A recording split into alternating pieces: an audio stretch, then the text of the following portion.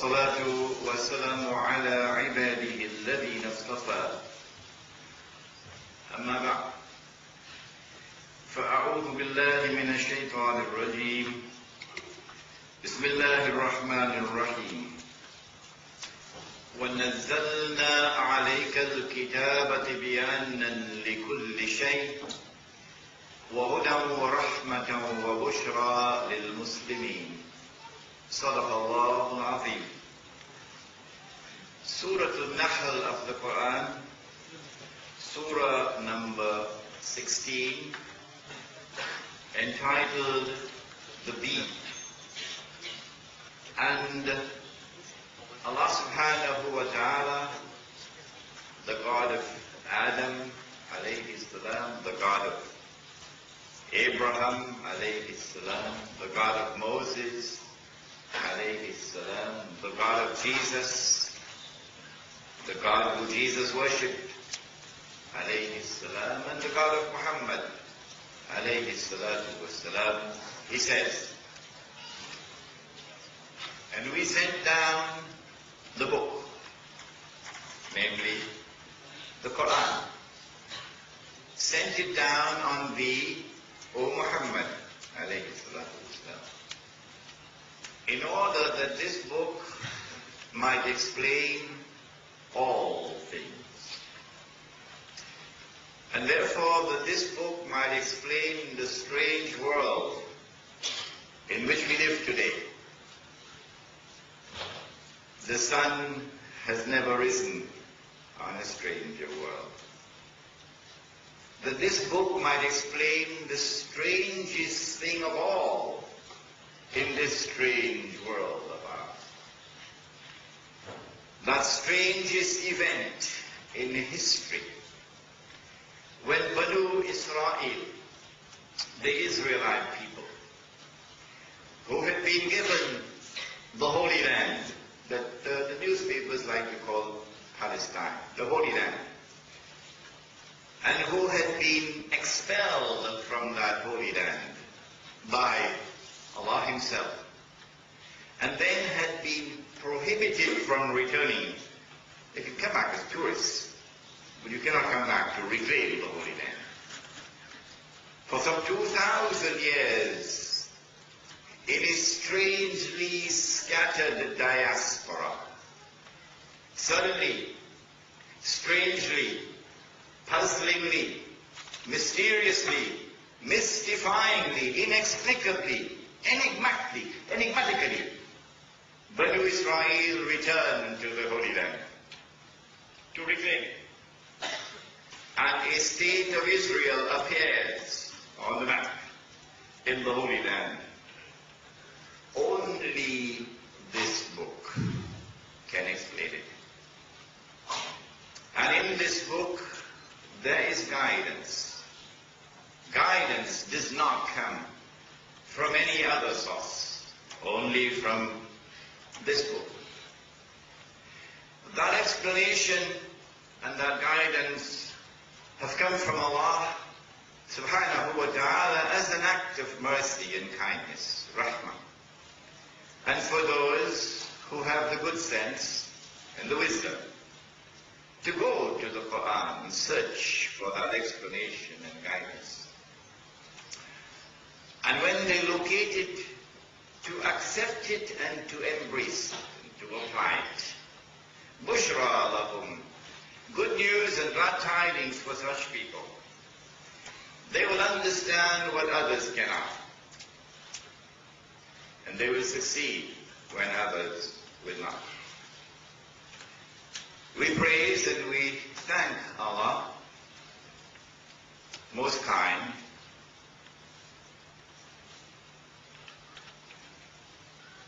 we glorify Him,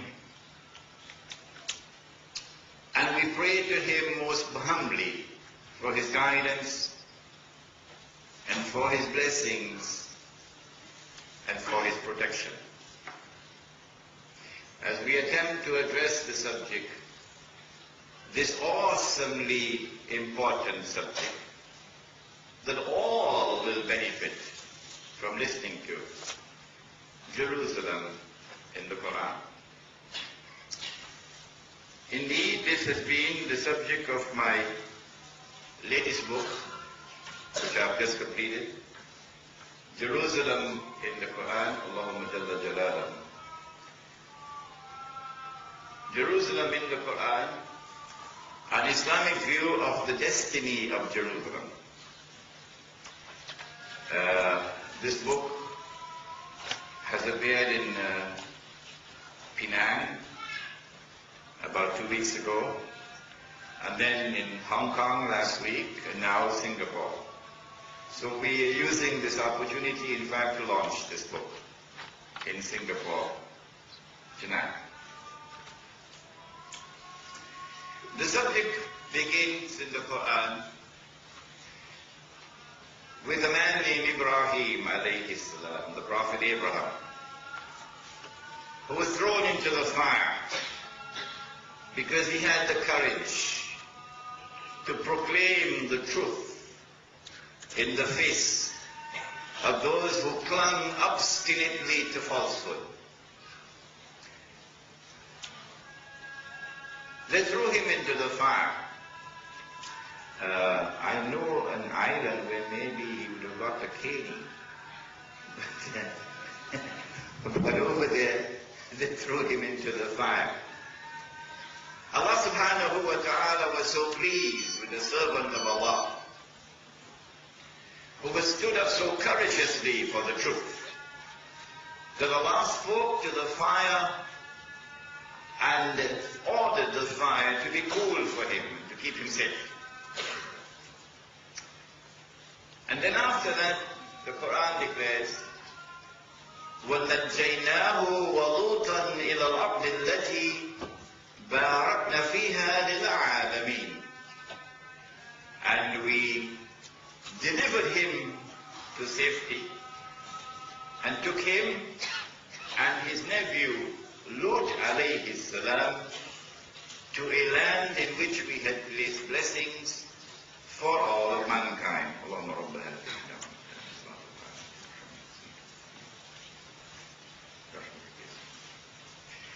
We took him and his nephew Lut alayhi salam, the Prophet Lot, to a land in which we had placed blessings for all of mankind. This is the introduction in the Quran to the Holy Land. If blessings were placed in this land for all of mankind, then it follows therefrom that it must be for mankind who are living a particular way of life. But then the Quran takes up the subject after Banu Israel have been brought to the Holy Land. Ibrahim alayhi salam is now living there. And Ibrahim alayhi salam is tested. Take the mother, take the baby, take them out there in the desert, leave them there. No food, no water, no shelter, no security. The modern world would say that this is something irrational. But Ibrahim alayhi salam, once he is aware that this is the word of Allah, he submits. Whether he understands or he does not. Whether he is comfortable with it or he is not. Once it is the word of Allah, he submits. And this is for all of us present who believe in the one God. Allah subhanahu wa ta'ala tested him a second time. Sacrifice your son. The modern world would say this is an irrational act. But not Ibrahim alayhi salam. Ya bunayya, he says to his son, Inni ara fil manami anni azbahu. I have been commanded in a dream to sacrifice you. Fanzur madha tara. Now son, what is your response? I'm ready, are you? And so whenever he is tested, he passes the test. Whenever we are tested, do we pass the test? Allah subhanahu wa ta'ala then conferred upon him a status.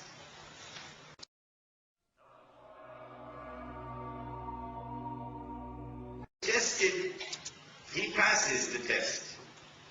Whenever we are tested, do we pass the test? Allah subhanahu wa ta'ala then conferred upon him a status. إِنِّي جَاعِلُكَ لِلنَّاسِ إِمَامًا. I hereby appoint you as the Imam of all of mankind, which includes, of course, the President of the United States. I hereby appoint you as the Imam of all of mankind. Now then, I hope you would agree with me. If he is the Imam of all of mankind, then his religion is the religion of all of mankind. And therefore there can be only one true religion. And so we reject from this platform the claim that all religions are true. And it is a measure of tolerance that you accept that they are all true. We reject that because he is the Imam of all of mankind. And therefore there is only one true religion. And it is the religion of Abraham, alayhi salam. The Quran addresses Muhammad, sallallahu alayhi wa sallam, and declares to him, ثُمَّ أَوْحَيْنَا إِلَيْكَ. And then we reveal to thee, O Muhammad, alayhi salatu wasalam, أَنِ اتَّبِعَ مِلَّةَ إِبْرَاهِيمَ حَنِيفًا. You must follow the religion of Abraham, alayhi salam. So now we know that Abraham, alayhi salam, is brought to the Holy Land and settled in the Holy Land. And there are blessings in this Holy Land for all of mankind, indicating for all of mankind who follow the religion of Abraham, the one true religion. The Quran then takes up the subject many years later, after the Israelite people had been taken to Egypt and had lived there for some few centuries and had been then enslaved in Egypt by the pharaohs. And we don't have the time to give you that story, that interesting story tonight. And then Allah raised a man and commissioned him to go and struggle to deliver the Israelite people out of slavery in Egypt. This is the Prophet Moses, alayhi salam. And he came with the truth, and Pharaoh rejected it. He came with signs from Allah. Pharaoh rejected them. He warned him. Pharaoh disregarded the warning.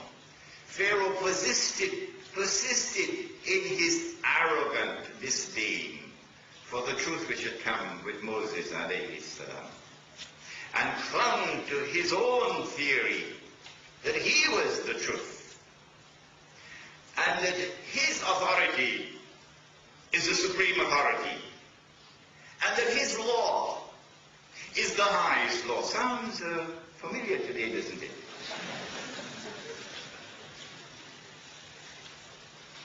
And then when the moment came for the final showdown, and Allah ordered Moses, alayhi salam, and the Israelite people to flee. And then Pharaoh pursued them. And now the Israelite people, to use that quaint English expression, when they're almost to the sea, they were between the devil and the deep blue sea.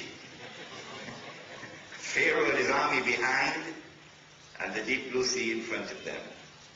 And so the enemy must have been rubbing his hands. We've cornered them now.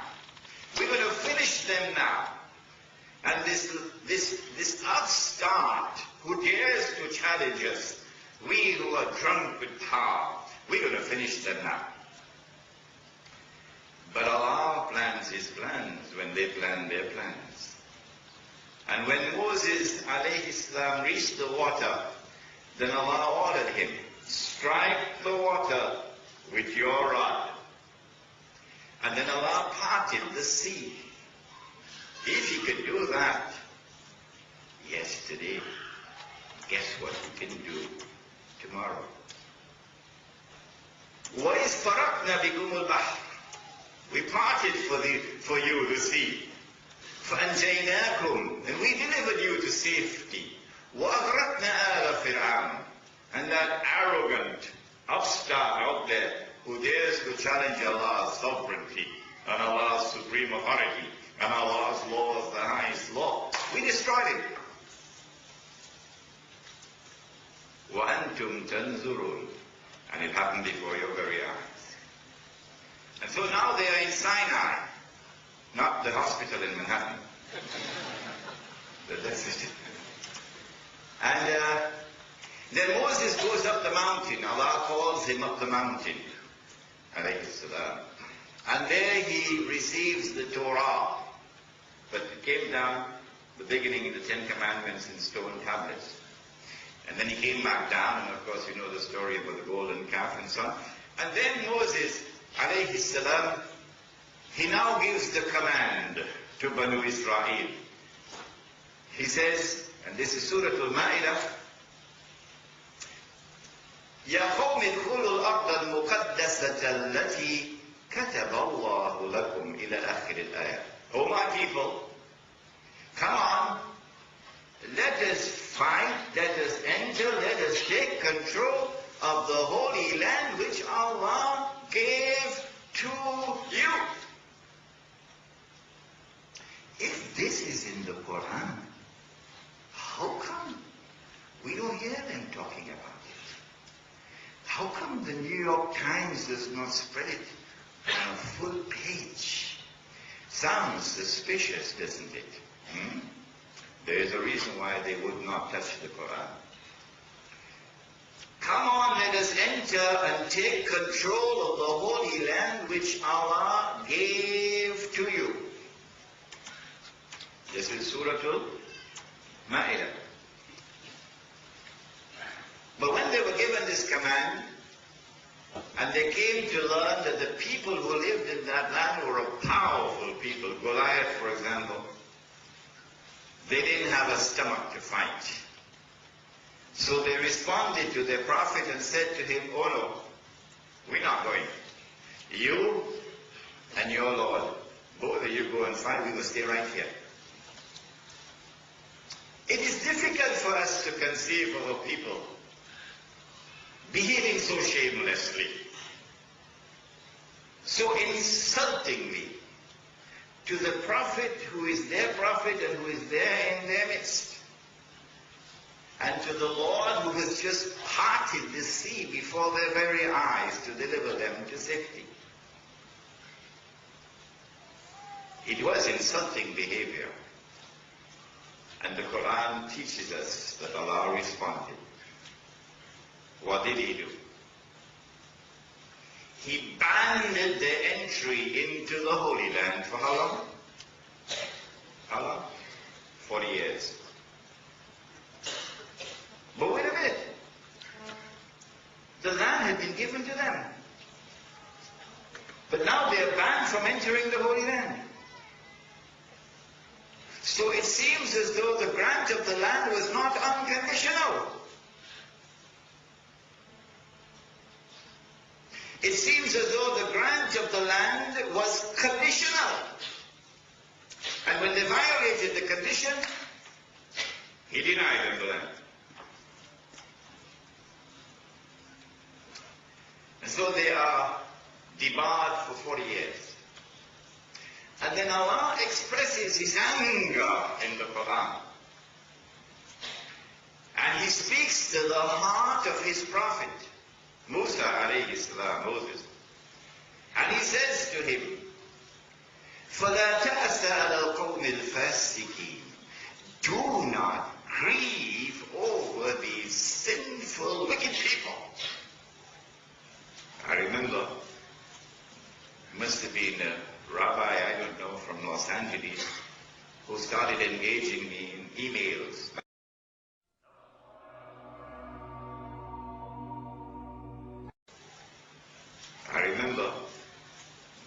Must have been a rabbi, I don't know, from Los Angeles, who started engaging me in emails back and forth on this subject. And then I got an email. He says, "Don't you have any pity for us?" So I replied with the Quran, where Allah Himself said to His Prophet, "Do not grieve over a people who have acted in this manifestly sinful way." After the 40 years in the desert, and they all died in the desert, including Moses, alayhi salam. Then the next generation, after 40 years, they were allowed to enter into the Holy Land. And then they fought under Joshua, for example. And then under David, alayhi salam, they were able to consolidate themselves as a kingdom. And he, the prophet, is also a king. We have a prophet king. He is the founder of the state of Israel. It is an Islamic state because his religion is Islam, meaning a religion of submission to Allah as sovereign, a religion of submission to Allah's authority as supreme, a religion of submission to Allah's law as the highest law. This is Islam. The state of Israel under David, alayhi salam, expands and it becomes a powerful state.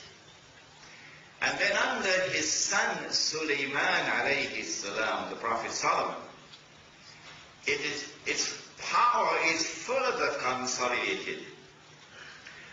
And he also builds the masjid, which they call the temple, Masjid al-Aqsa. And if you read the Quran about that encounter between Solomon alayhi salam and the Queen of Sheba, Bilqis from Yemen, you will see implicit in that exchange between the two, the recognition, this is very important now, listen, that Israel was the ruling state in the world. What is the definition of a ruling state? It is a state which can impose its will on any rival.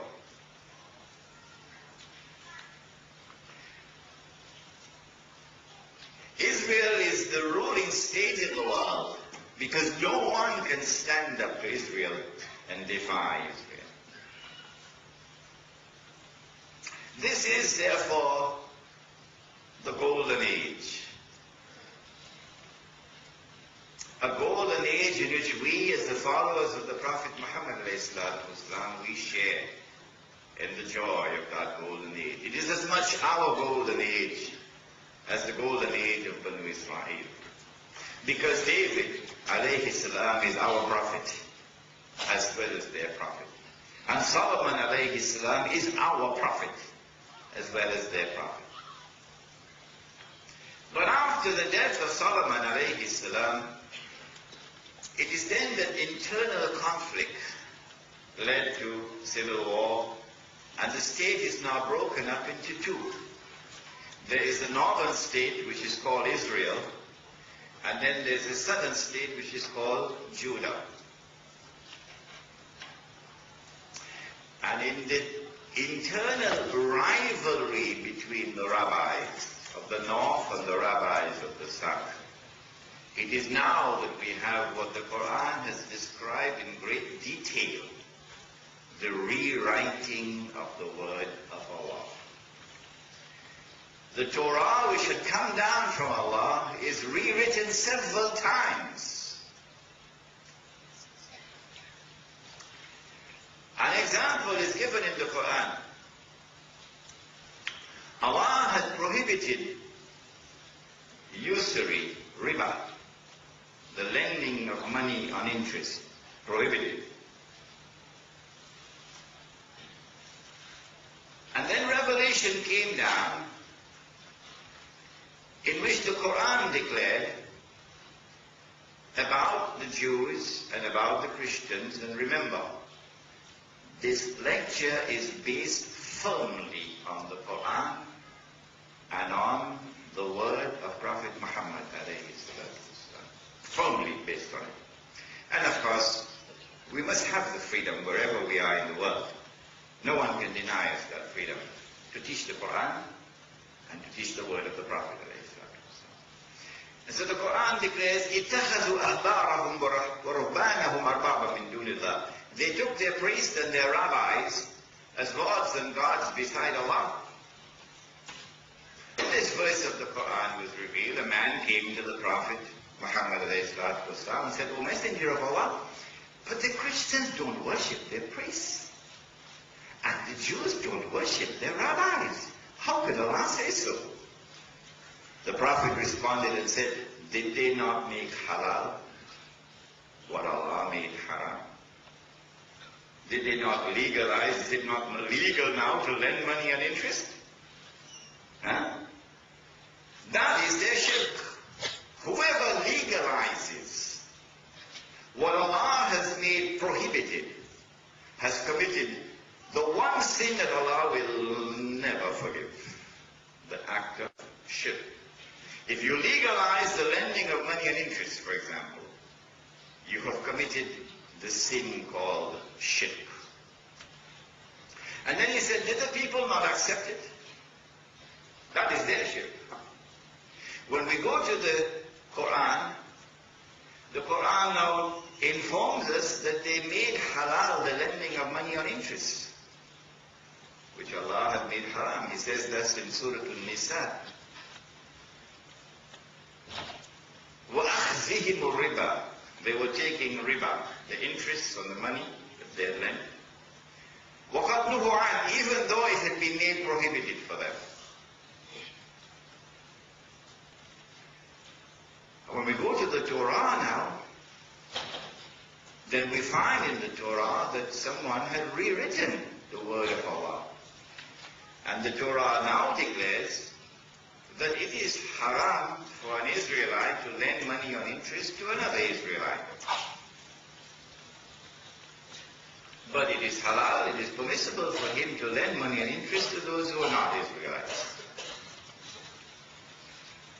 That didn't come from Allah.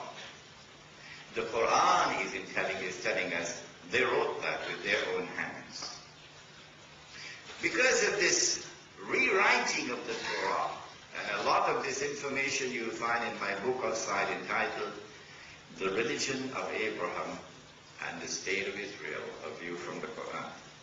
Because of this rewriting of the Torah, this awesome sin of shirk, Allah subhanahu wa ta'ala now expels them from the Holy Land.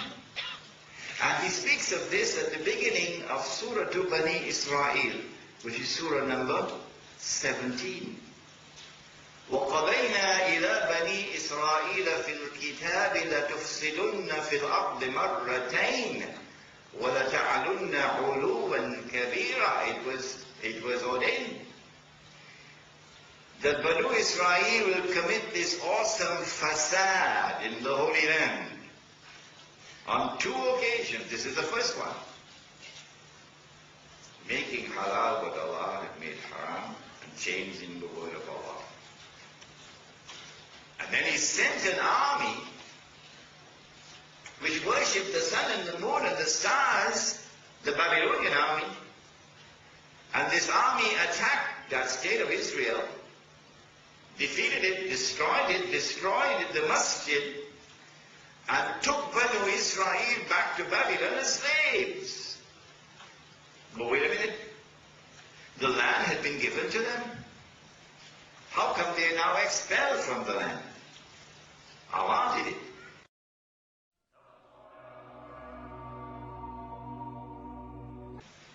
How come they are now expelled from the land?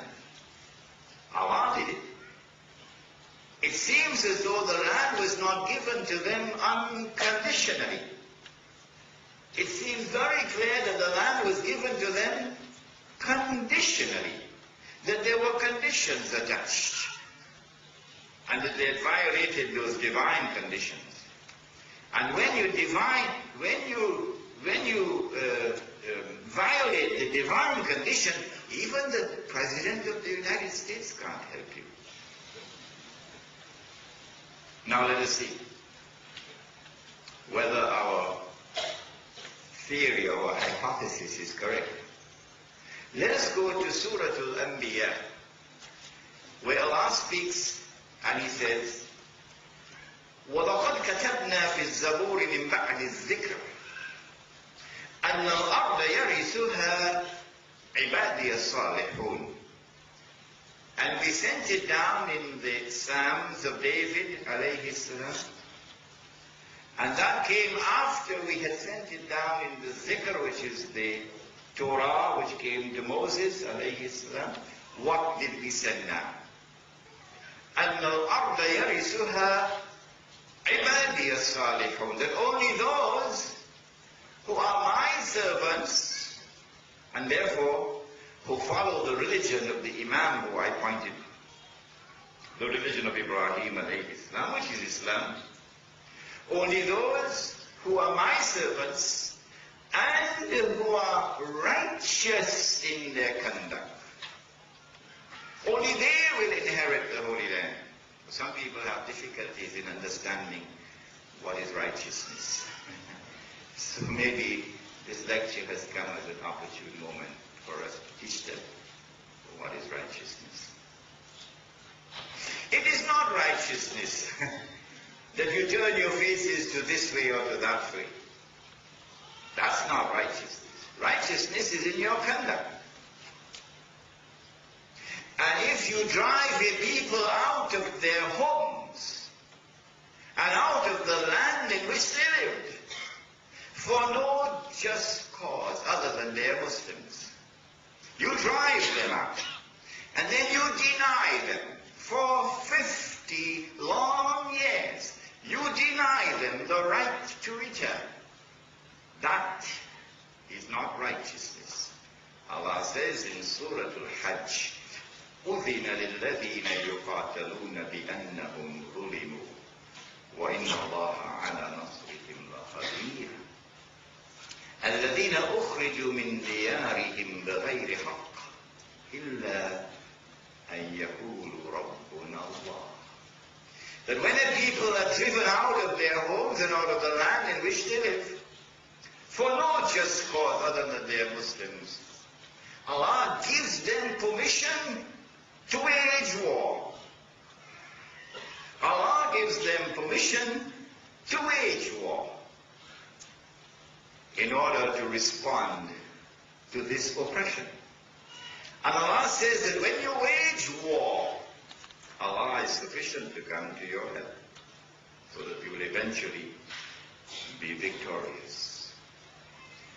And so one of the conditions for inheritance of the Holy Land is that you must be a servant of Allah, and therefore following the religion of Ibrahim alayhi salam. Number two, condition for inheritance of the Holy Land is that you must be righteous in your conduct.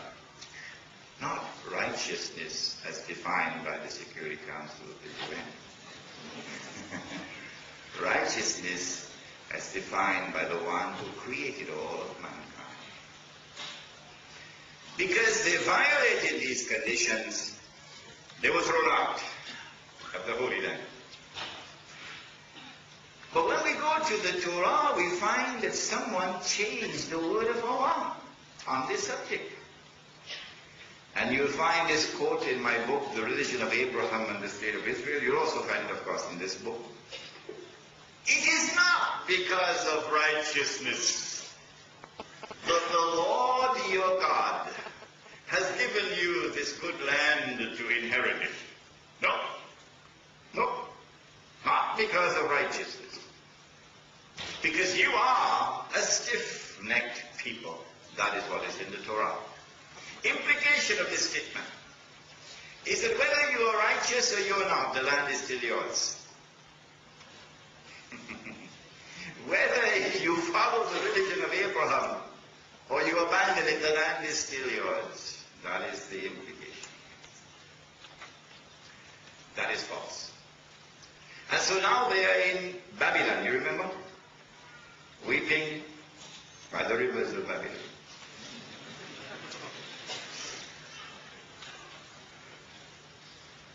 And then Allah sent prophets to them, because they're still living as a homogeneous community.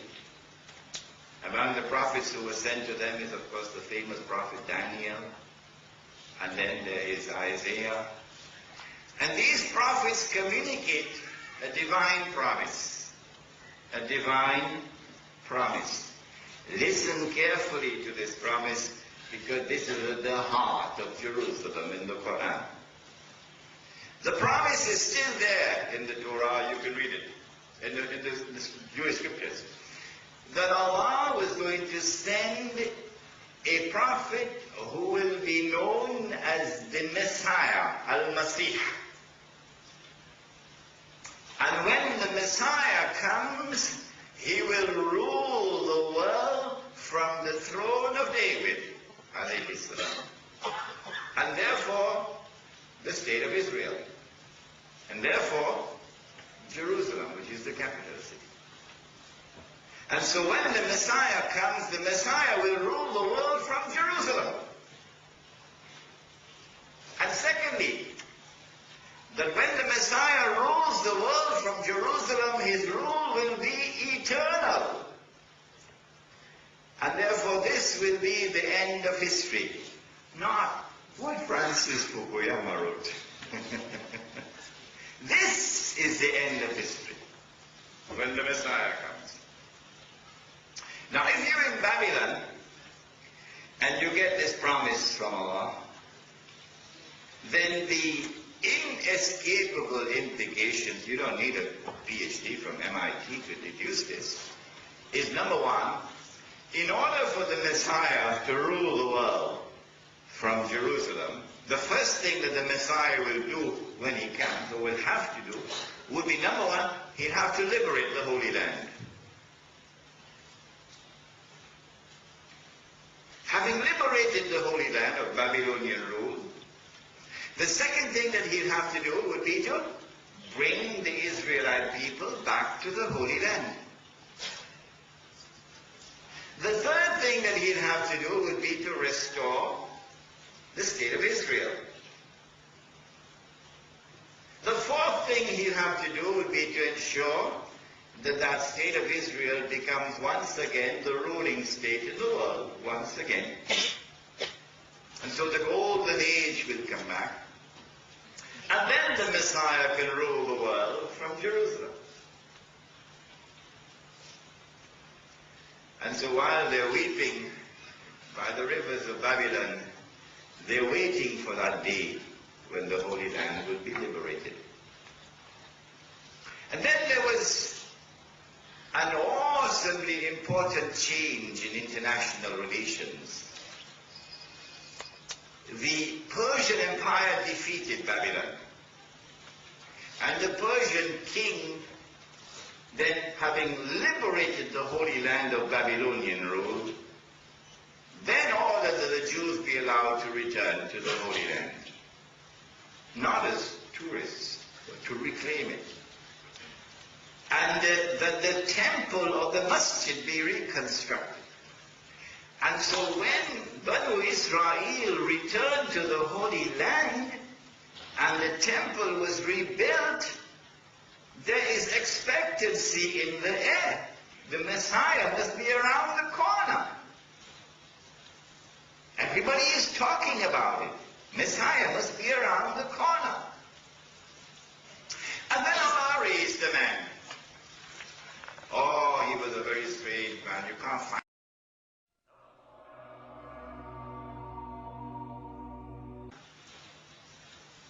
Everybody is talking about it. Messiah must be around the corner.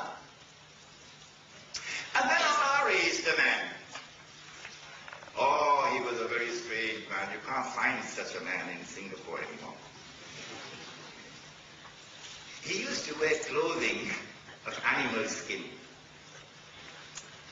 And he used to eat wild berries and honey and so on. And when he spoke from the heart. It wasn't just words. And the truth came out of him. Because in his heart there was light. Singapore, are you listening? In his heart there was light. You can't buy that light in the stock market. And this man began to proclaim the truth. And this man began to denounce them for their betrayal of the religion of Abraham, and call them back to the right path. But it was like the voice of one crying in the wilderness.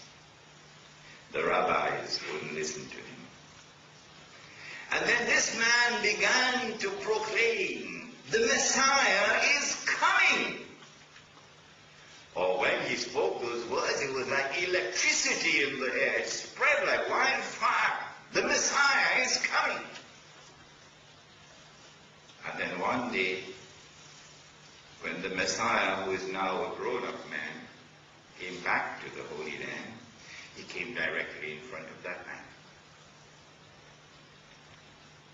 And then when that man saw him, he said, "Here he is.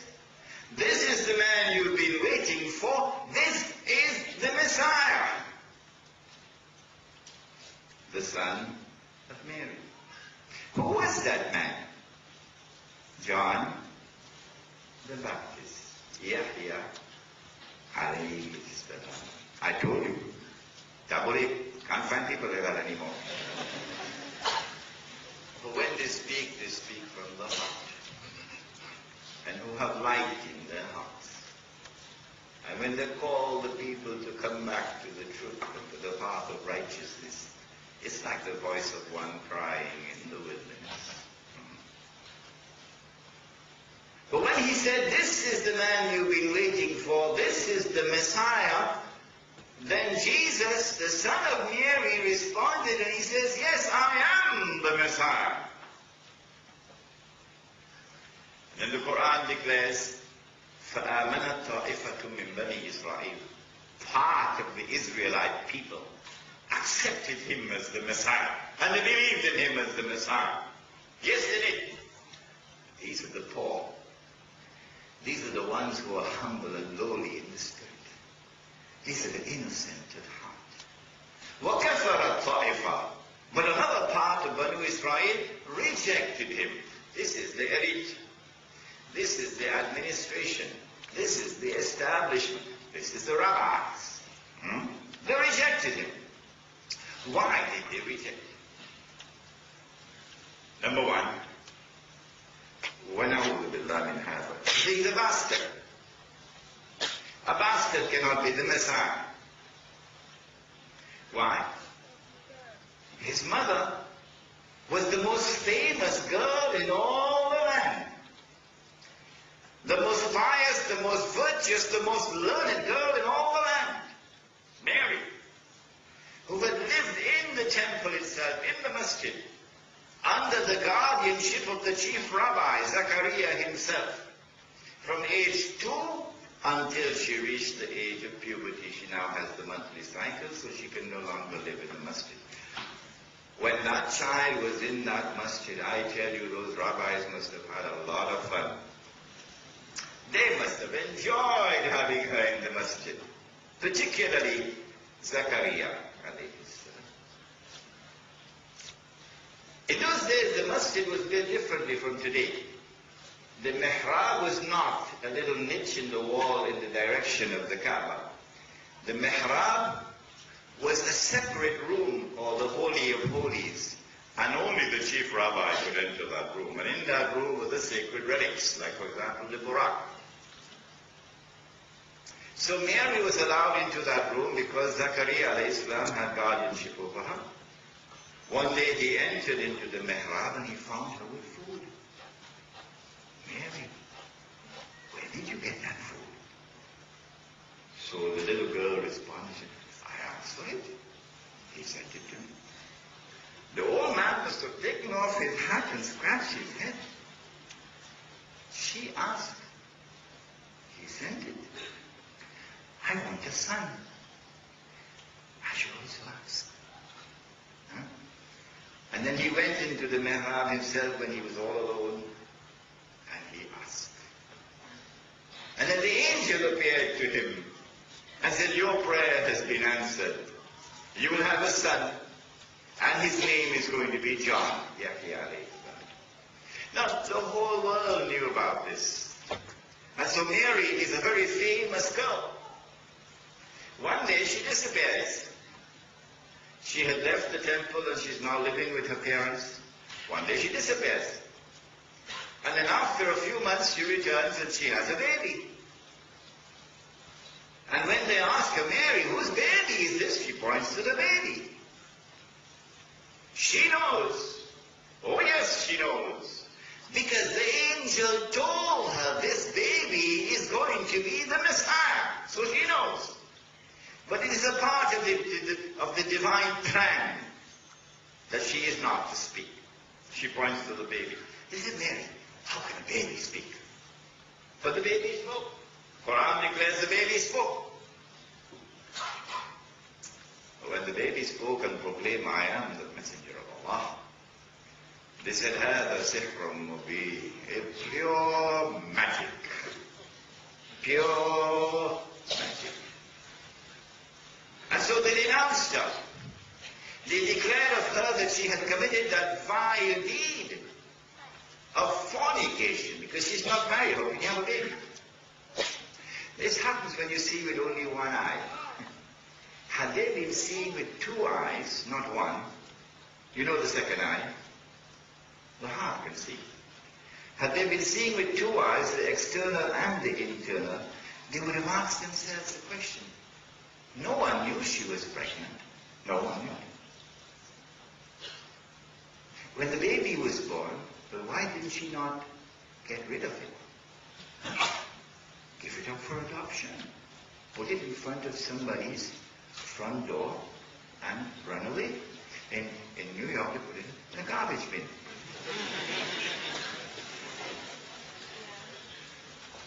Why did she not do that? She didn't do that. She came back with the baby. She didn't come in the night time, she came in the daytime. She didn't come through the back road, she came through the front road. She didn't come with the baby behind her back, she came with the baby in front of her. This is not normal behavior. There is more to this than meets the eye. So let us hesitate, let us pause before we rush to judgment. Let us try to get to the bottom of this. But they didn't do that, because they were seeing with only one eye. Internally dead, internally blind. And so they rejected him. He cannot be the Messiah because he's a bastard.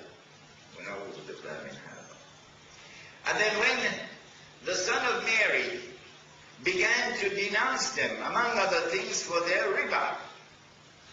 I can't explain to you now, it will take too much time. It's not the lending of money on interest, it's another form of riba. The Americans have a beautiful expression for this form of riba. They call it a rip-off. Rip-off. In the exchange of money. He denounced them. He caught them in the temple itself, the masjid, engaged in riba. He cursed them. He turned over their tables. He threw them out of the masjid. He declared, you've taken the house of Allah and you've transformed it into a den of thieves. Today the modern world will say, he's a terrorist. That is their polluted thinking. They decided this man was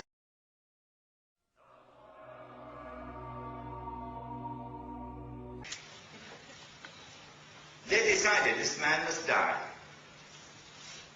They held a kangaroo court and they sentenced him to death. And then they forced the hand of a reluctant Roman government to crucify. And then they saw him die on the cross. Before their very eyes, they saw him die. When they saw him die on the cross, now it was as plain and as clear as daylight. He could not have been the Messiah. What? He's dead. But he didn't rule the world from Jerusalem with a rule which is eternal. And so now they're boasting. This is in the Quran, and therefore I have the right to quote it. They boasted. We have killed him, the son of Mary, the Messiah. Of course, this is sarcasm because they rejected him. The messenger of Allah. وَقَوْلِهِ مِنَّا قَتَلْنَا الْمَسِيحَ عِيسَى ابْنَ مَرْيَمَ رَسُولَ اللَّهِ. This is the word of Allah in the Quran. So you can't sue me. We killed him. Therefore he could not have been the Messiah. And so they're now waiting for the Messiah to come. Can't live in New York and not know that. What they did not know, and no one knew until the Quran was revealed, no one knew, was that no, they did not kill him. No, they did not crucify him. Allah made it appear unto them that this is what happened.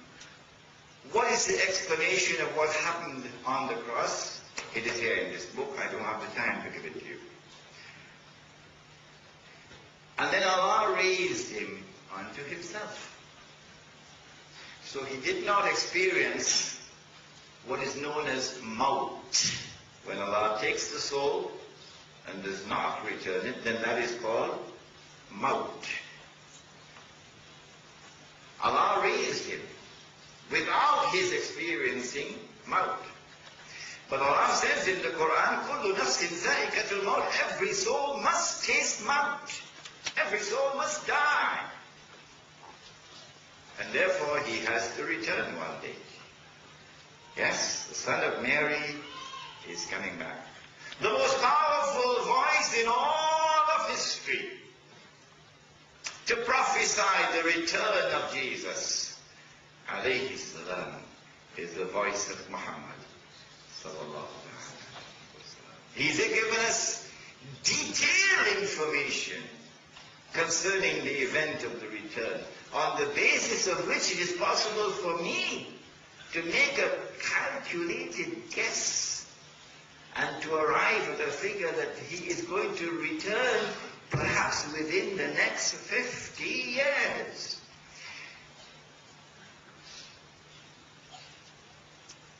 But they didn't know that. So they're waiting for the Messiah to come. When he comes back, this is precisely what he's going to do. The Prophet said, alayhi salatu wasalam, he's going to go to Jerusalem. Jerusalem. And in Jerusalem he will be hakimun adil, a ruler, ruling the world from Jerusalem with justice. And that would be a rule which would be eternal. And that would therefore be the end of history, in the sense that there's nothing to come after that to replace it. And so they are back. They're there in Jerusalem and they're waiting for the Messiah to come. Because this could not have been the Messiah, he's dead. The Quran now takes up this story from here. And what follows now, the second part of this lecture, is the more important part for you. Because in this second part of the lecture, you're getting an Islamic view of the destiny of Jerusalem that even the Security Council of the UN doesn't know about.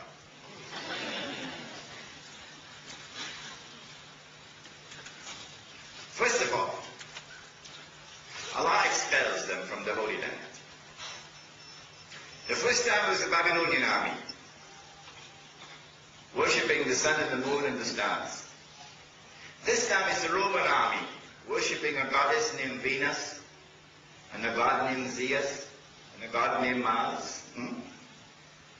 They are expelled from the Holy Land, but this expulsion differs from the previous one. This time Allah says in Surah Al-A'raf, وَقَطَّعْنَاهُمْ فِي الْأَرْضِ أُمَمٍ. We broke them up into bits and pieces and scattered them everywhere. And so Jews in Argentina and Jews in China, and Jews in Egypt, and Jews in Russia, and Jews in Yemen, and Jews in Iraq, and Jews in Iran, and Jews in Morocco. This is divine punishment. But the rabbi says this was the divine wisdom, so that the truth could reach all of mankind. وَقَطْعَنَاهُمْ فِي الْأَرْضِ أُمَمٍ. We broke them up into bits and pieces and scattered them everywhere. The second thing that Allah says is that He is a God of mercy and compassion. And so even though they committed this vilest of all deeds in attempting to crucify the Messenger of Allah, and even though they had killed Zakaria alayhi salam in the masjid itself, and even though Yahya alayhi salam was beheaded, the killing of the prophets, yet he says, Asa Rabbukum an yarhamakum. It is still possible that your Lord can forgive you. It is still possible that your Lord can have mercy on you. There is only one door to mercy. What is it? At the end of Surah Al-A'raf, Allah subhanahu wa ta'ala informs us of the door to mercy for Banu Israel. He says, those who follow the messenger,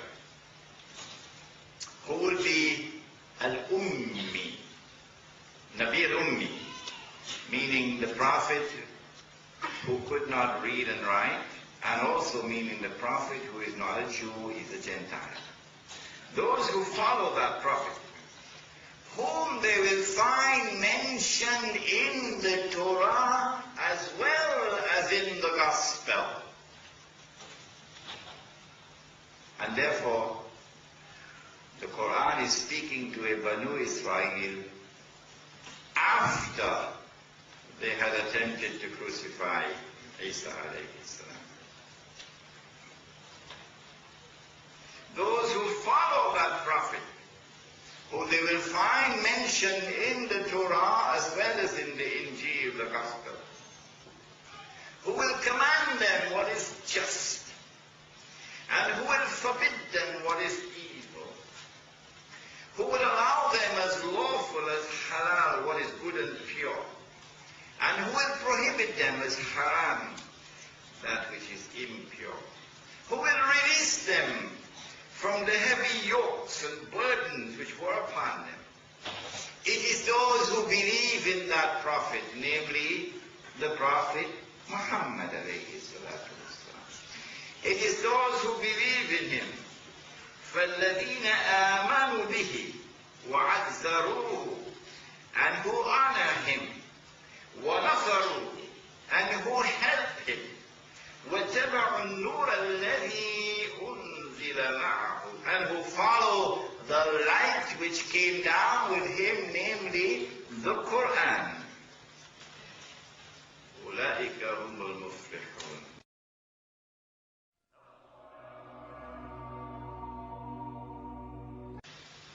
These are the ones who will earn Allah's mercy. And so the door to mercy is Muhammad alayhi salatu.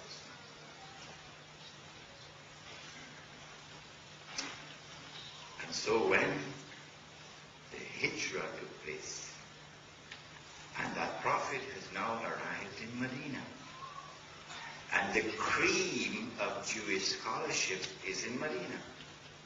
And, Rabbi, what are you doing in Medina? An Arabian city.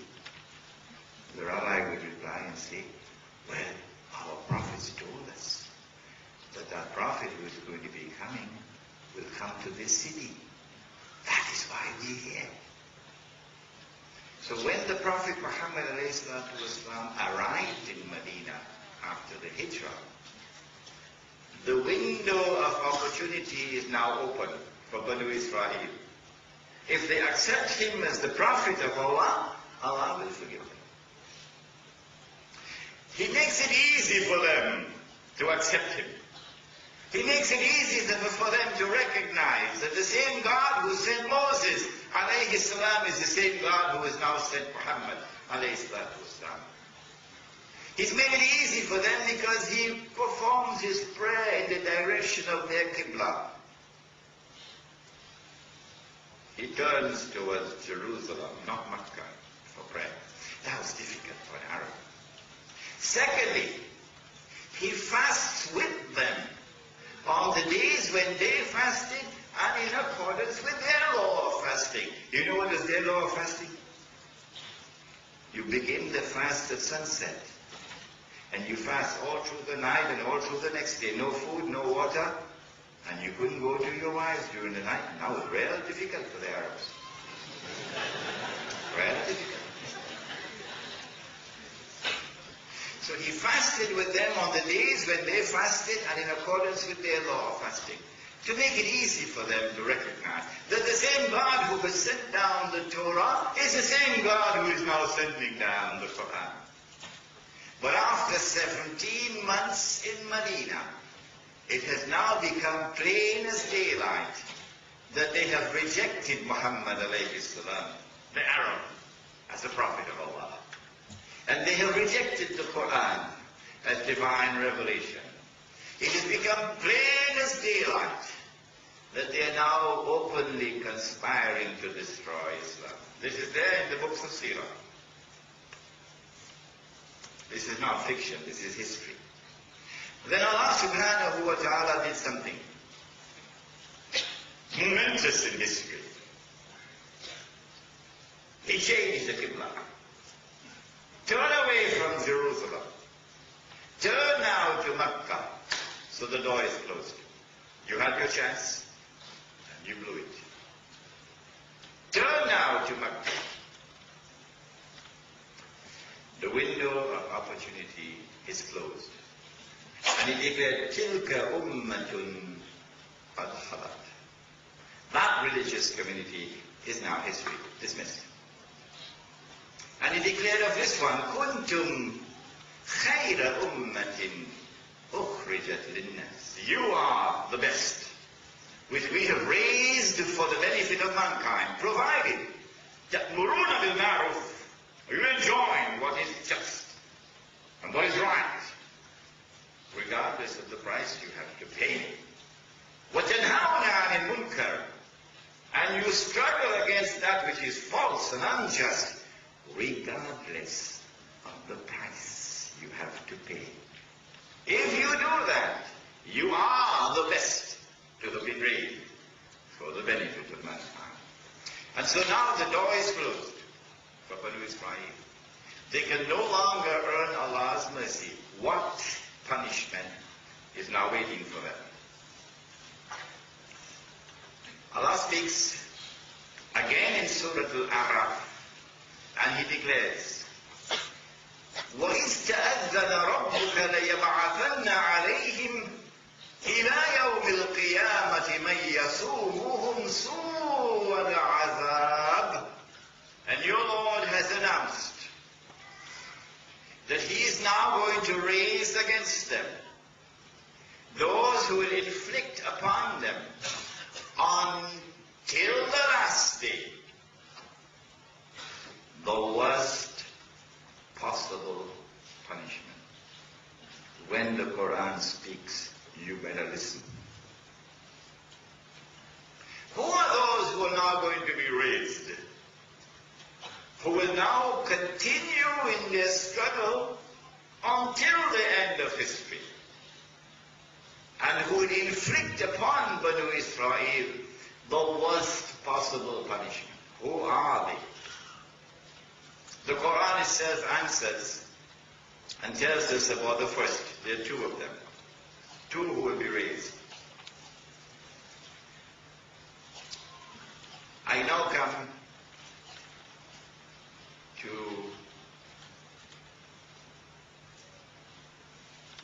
Surah Al-Anbiya, and there are two verses. It is somewhere around 94, 95, 96. And I would urge you when you go back home to go find these two verses in Surah Al-Anbiya. Anbiya is number 21, Surah number 21. Allah speaks about a town, which He destroyed. And the people were expelled from that town. And then they were banned from returning. They could come back as tourists, that's okay, but they cannot come back to reclaim that town as theirs. Until and unless Gog and Magog are released. And when they are released, they spread out in every direction. Then these people will be brought back to reclaim that town. Let us quote the Arabic. وَحَرَامٌ عَلَى قَرْيَةٍ أَهْلَكْنَاهَا أَنَّهُمْ لَا يَرْجِعُونَ حَتَّى إِذَا فُتِحَتْ يَأْجُوجُ وَمَأْجُوجُ وَهُمْ مِنْ كُلِّ حَدَبٍ يَنْسِلُونَ. Question 1. Which town is it? Question 2. Agag and Magog. The Prophet said, Gog or Ya'juj is an ummah of Banu Adam. So they're human beings. He said Ma'juj is an ummah of Banu Adam. So Gog and Magog are human beings, just like you and I.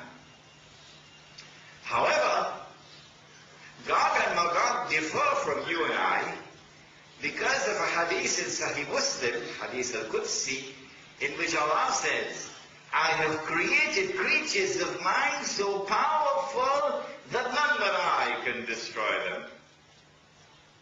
And so when they are released, Gog and Magog, with their indestructible power, they'll take control of the world. They will establish the world order of Gog and Magog. And since their power is indestructible, only Allah can destroy it, it would appear to Francis Fukuyama that this is the end of history.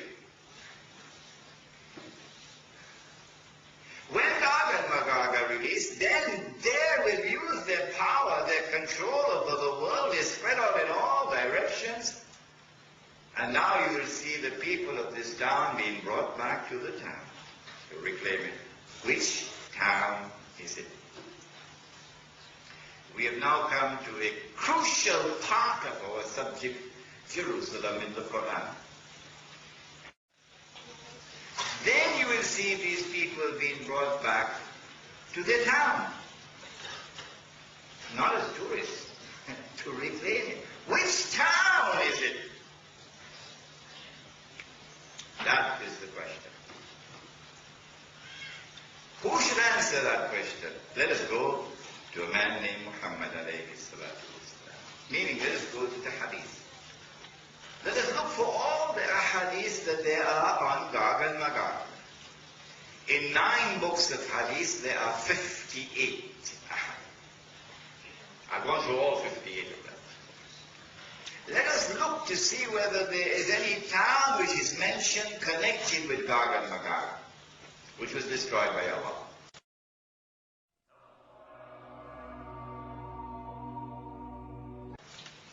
When we go through all the 58 ahadith, we find only one town mentioned, connected with Gog and Magog. And it was a town which was destroyed by Allah, and it was Jerusalem. Of course, the hadith does not have the word Jerusalem, it has the word Baitul Maqdis, an Arabic word. And so we have come to the conclusion that the town which is mentioned in Surah Al-Anbiya is Jerusalem. And so what the Quran is saying, according to our interpretation, is that Allah destroyed Jerusalem, destroyed therefore the state of Israel, expelled the Jews from the Holy Land, and then banned their return. They can come back as tourists, yes, but they cannot come back to reclaim the Holy Land, unless and until Gog and Magog are when they are released, they spread out in all directions, therefore they take control of the world, and therefore the world order will be the world order of Gog and Magog, and that world order will make possible the return of Banu Israel to the Holy Land. Who are Gog and Magog? Good question, eh? Good question. When we have the lecture on Surah Al-Kahf, that's tomorrow. Tomorrow at Darul Arqam at 5 o'clock, we will deal with this subject in greater detail. But for the purposes of today's lecture, in order to identify Gog and Magog, we must look for a people who are responsible for bringing the Jews back to the Holy Land. Who are they? A people who are obsessed with the Holy Land. Who are they? I want you to look at Europe. After the time of Prophet Muhammad, because Gog and Magog are released in the lifetime of the Prophet himself. The proof? 8 ahadith in Sahih Bukhari. 8. One event narrated in Sahih Bukhari 8 times.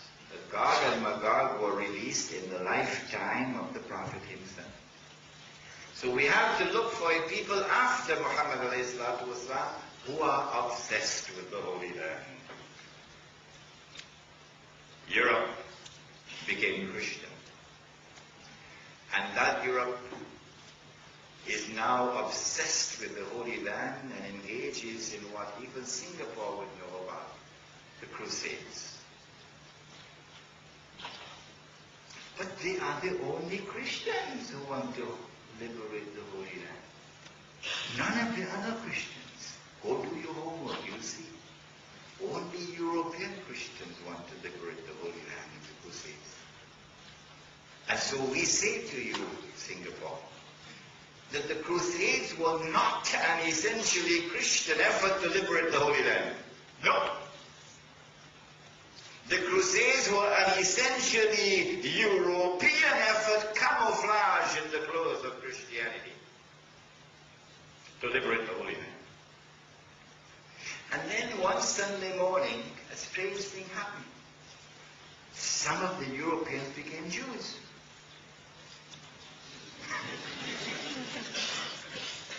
I thought you had to be born as a Jew. You had to be from the seed of Abraham. But strange things happened. And these Jews, they also have an obsession with the Holy Land.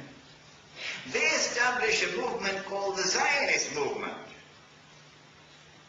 And the mission of the Zionist movement is to liberate the Holy Land and bring the Jews back to the Holy Land. But the strangest thing of all is, these are the only Jews who want to do that. The other Jews, who are not European, they are not a part of this. And so I have something to suggest to you, that the Zionist movement is not an essentially Jewish movement. The Zionist movement is an essentially European movement camouflaged in the dress of Judaism. And so it is Europe all around who is obsessed with the Holy Land. And then another Sunday morning, it was the island of Britain, which is the ruling state in the world, which declares in 1917, I mean, there have been stranger things in life, but what very few stranger than this, that the God-bless British government, because the churches are empty, they're being sold as bingo halls, the God-bless British government announces to a very startled world in 1917 that the godless British government is now going to work for the establishment of a Jewish national home in the Holy Land.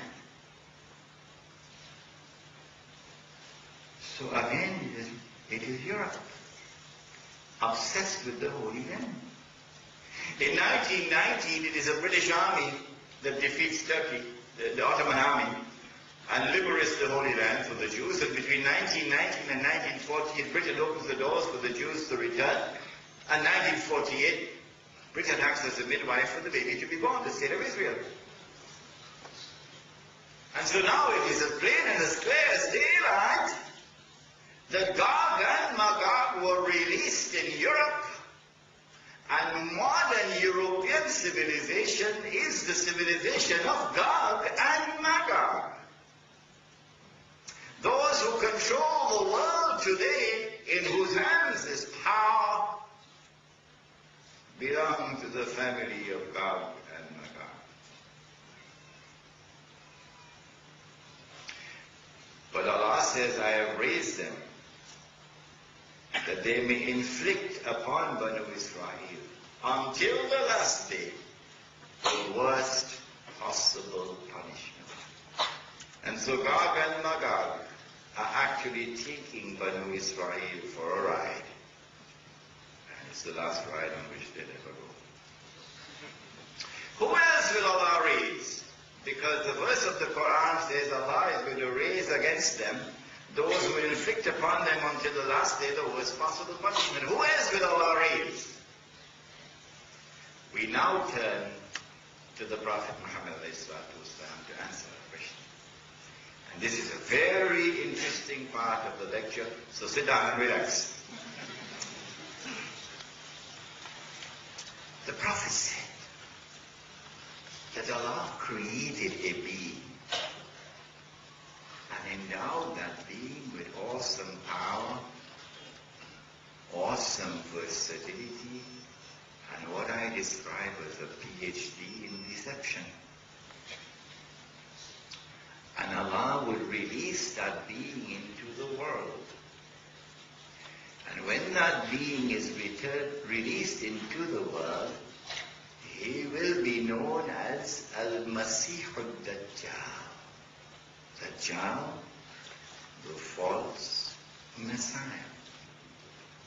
The Christians refer to him as the Antichrist. We will not use that terminology. We'll use a more appropriate terminology, namely the false Messiah. Dajjal will have as his mission that he will have to impersonate the true Messiah. And in the process of impersonating the true Messiah, he would deceive the Jews. But he's also going to attack all of mankind, including Singapore.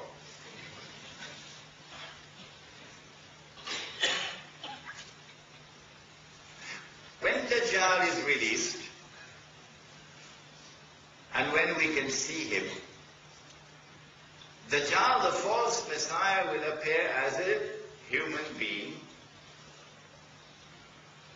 as a Jew. He would be a young man. He would be powerfully built.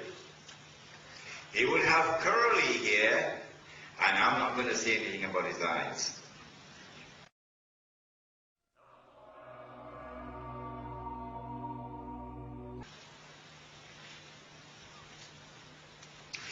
If Dajjal is to impersonate the Messiah,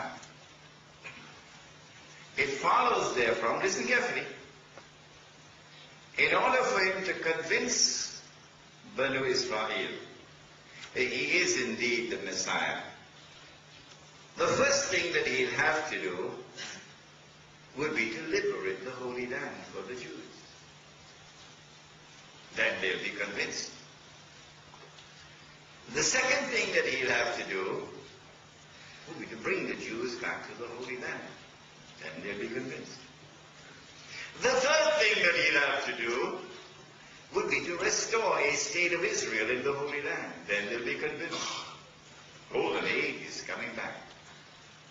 The fourth thing that he'll have to do would be to cause that state of Israel to become the ruling state in the world. And someone should tell this to George Bush.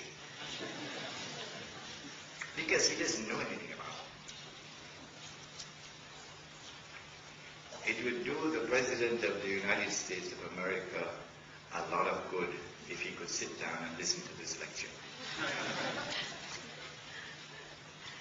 And then when the state of Israel has become the ruling state in the world, then Dajjal must rule the world from Jerusalem in what would appear to be a rule which is eternal and therefore the end of history. When Dajjal has done that, then he can rub his hands and he can say, mission accomplished.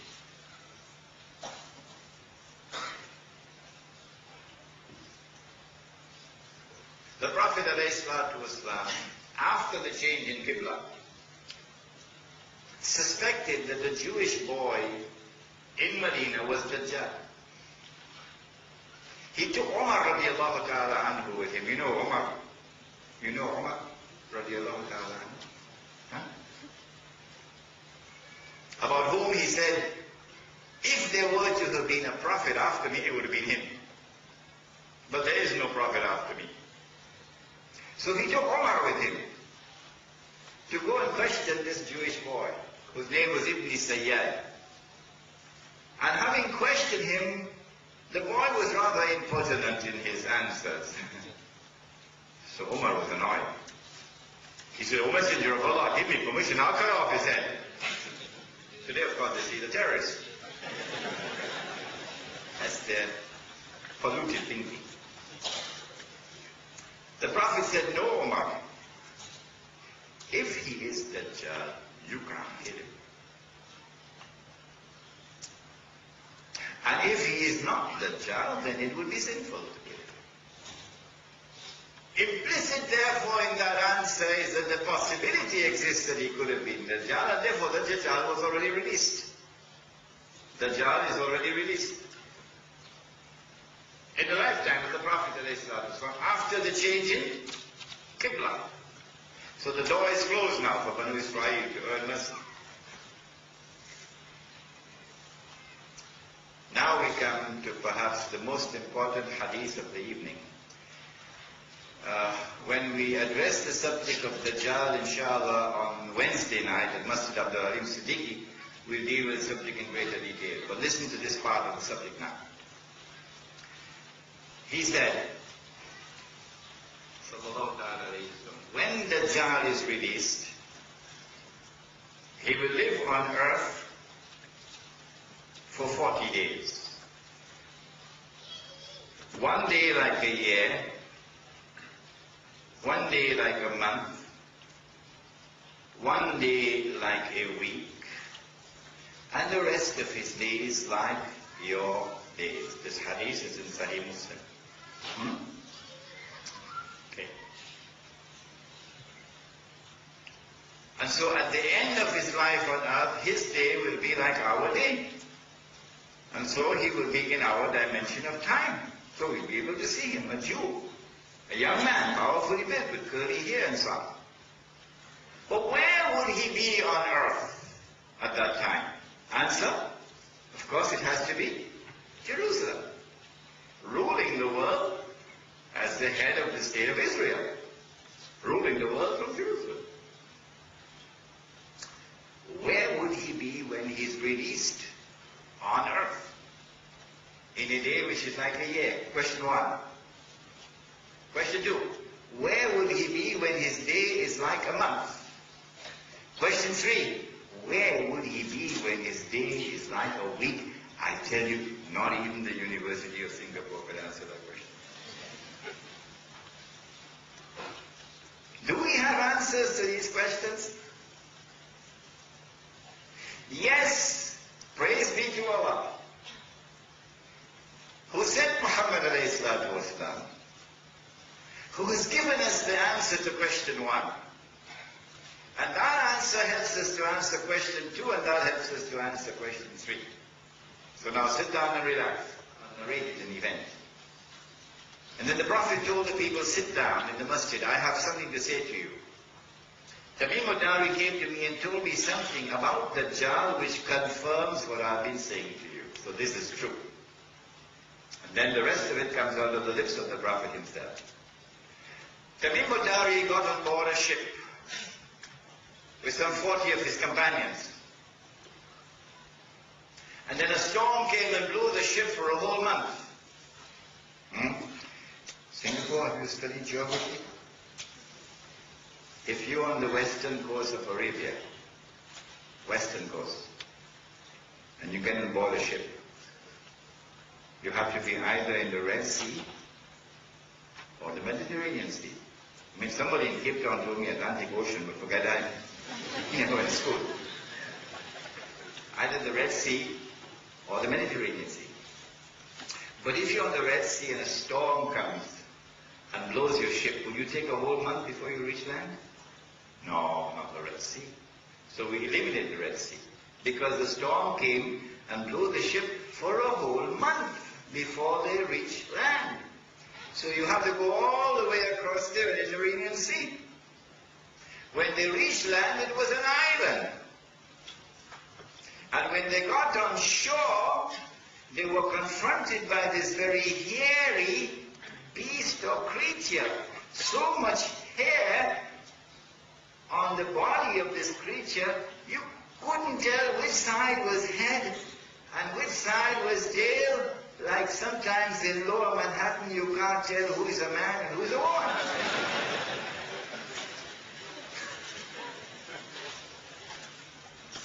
At least some Singaporeans are smiling. But there's some, I can't get them to smile, I don't know what's wrong.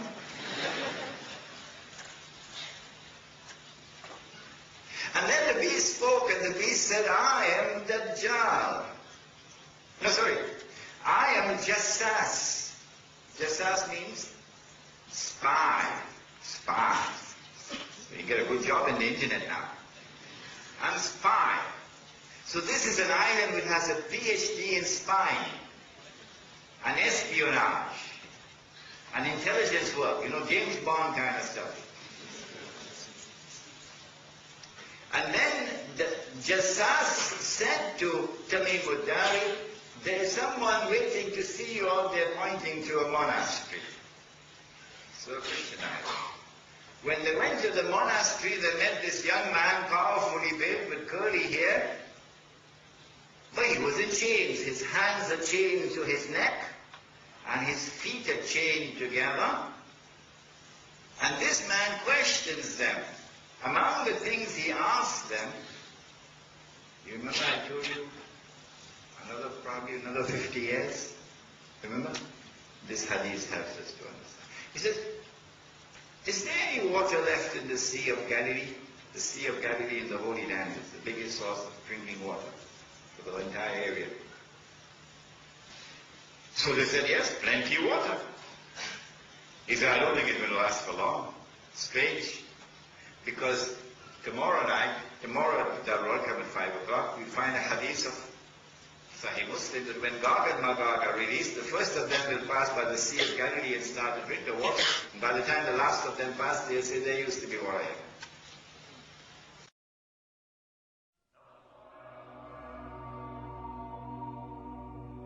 Strange.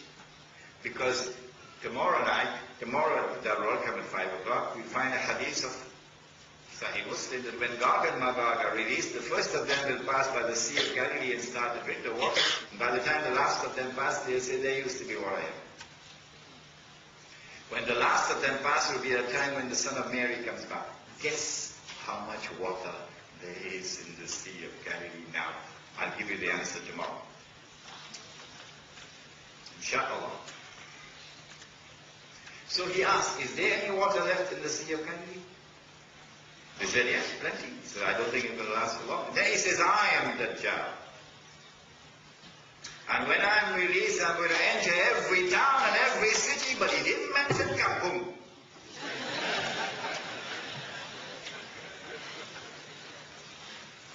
He didn't mention Kampung. We'll enter every town and every city. But not Makkah and Medina, because the angels are going to protect Makkah and Medina. So now we know Dajjal is released, he's going to be released on this island. And it is from this island that he has to launch his mission in a day which is like a year. And nobody knows how long is a day which is like a year. And from this island he has to launch his mission to impersonate the Messiah. And therefore to liberate the Holy Land, to bring the Jews back to the Holy Land, to restore a state of Israel in the Holy Land, etc. Which island is it? Which island is it? Do I have the right to ask that question?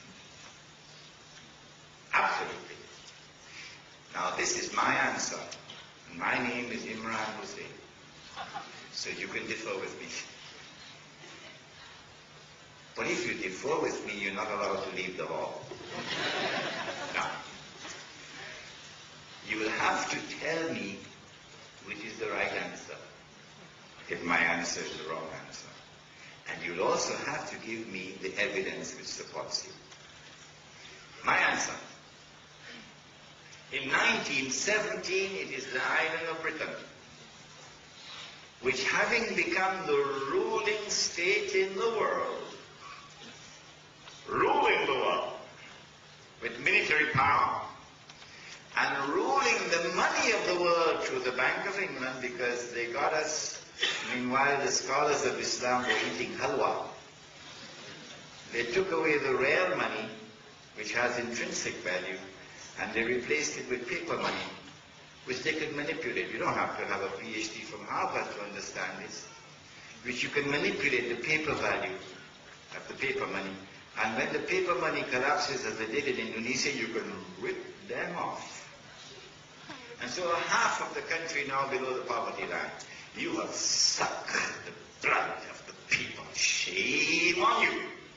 This is what happens when paper money replaces real money. So Britain now rules the world in terms of military power. Britain controls the money of the world through the Bank of England, because now you're using paper money. In 1917, this Britain issues the Balfour Declaration that I spoke of earlier. In 1919, a British army defeats the Turkish army and liberates the Holy Land for the Jews. From 1919 to 1948, Britain allows the Jews to return to the Holy Land that the Ottoman Empire had not allowed. You could come out as a tourist, but you can't come back to reclaim the Holy Land. No. Not while the Ottoman Empire was there. And in 1948, the island of Britain acts as the midwife for the baby to be born, the state of Israel. And so my answer is that the island is Britain. If you differ with me, you must tell me which is the right answer. And you must give me the evidence which supports you. But you have the freedom to differ with me, because this is my opinion.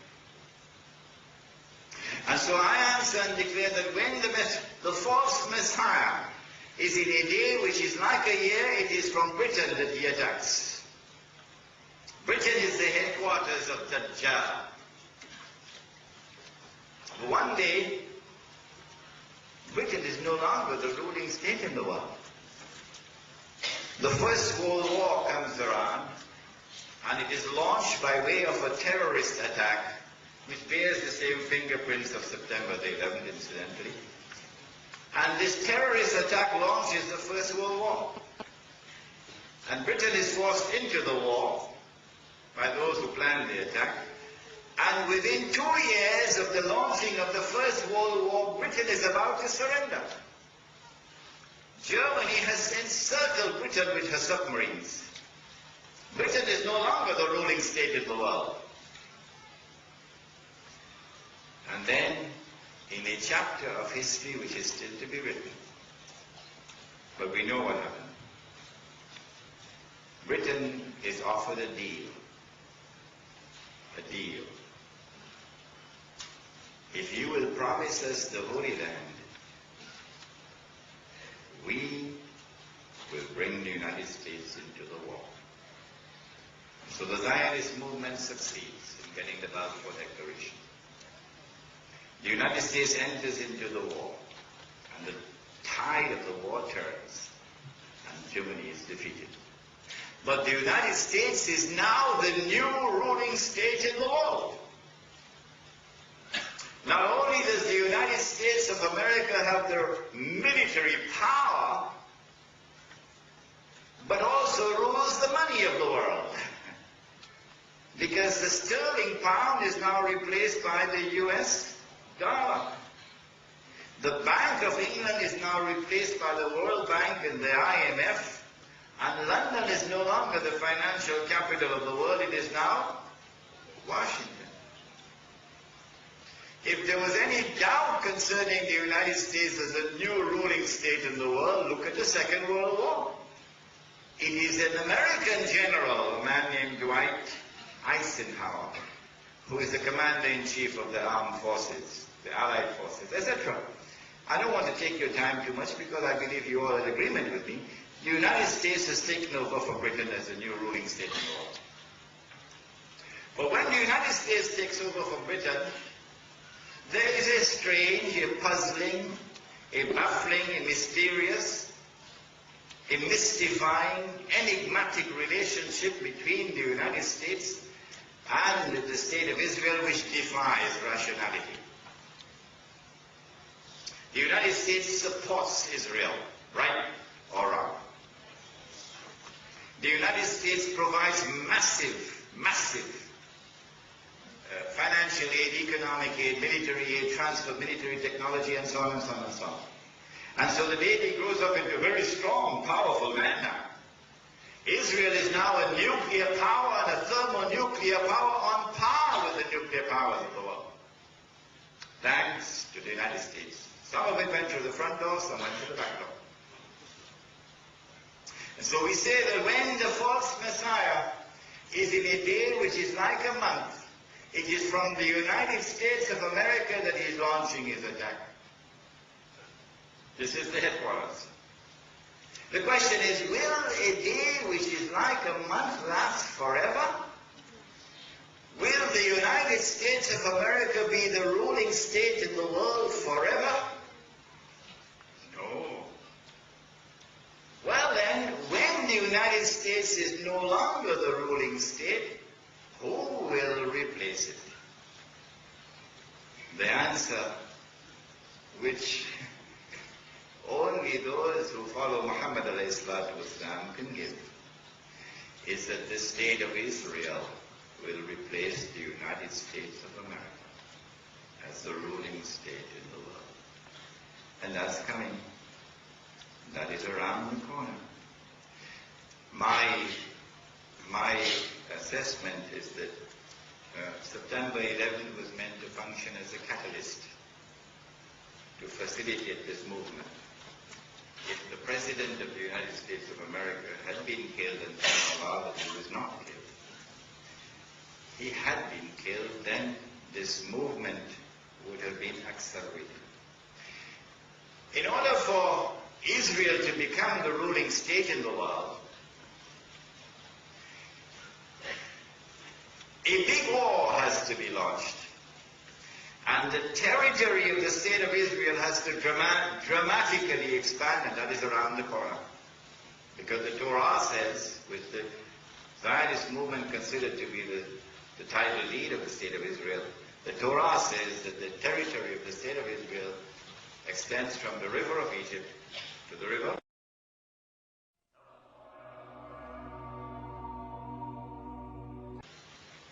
When Israel launches that big war, and it witnesses a dramatic expansion of the territory of the state of Israel, and of course you can now get rid of the Palestinians, send them to Iraq, send them any way you want. Export them. And the United States economy collapses because of an attack on the US dollar. At this time, Israel now becomes the ruling state in the world. My assessment, I think that is coming within the next 5 years or so. When Israel becomes the ruling state in the world, then Dajjal, the false Messiah, will now be in a day which is like a week. And so Israel is going to rule the world for a much shorter period of time than the United States. And a much shorter period of time than Britain ruled the world. It is at this time the rare oppression of the followers of Muhammad will really take place. What we are now experiencing is an introduction to oppression. The Prophet said, he said that a man would pass by a grave and roll over the grave and would say, I wish I were in the grave rather than the dead man. Not because of religious reasons, but because of relentless oppression.